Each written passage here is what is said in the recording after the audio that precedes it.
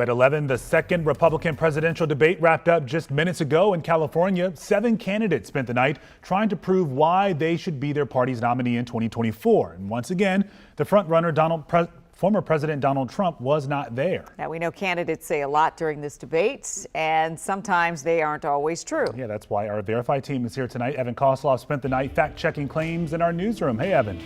Right, the debate just ended within the last 5 minutes, and tonight was crucially important for a number of these candidates as they were trying to make waves in a race that's so far been dominated by the candidate who was not on the stage. So let's get into some of these claims we heard tonight, starting with this line from both Chris Christie and Ron DeSantis.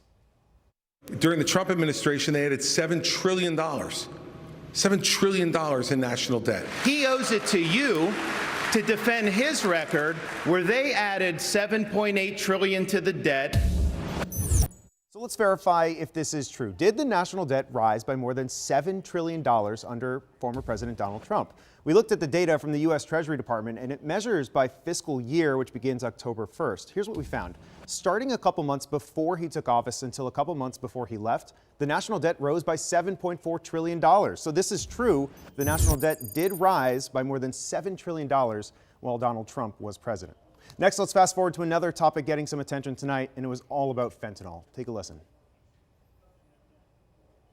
It is unsafe, wide open, and insecure, leading to the deaths of 70,000 Americans in the last 12 months because of fentanyl. We've had more fentanyl that have killed Americans in the Iraq, Vietnam, or Afghanistan wars combined.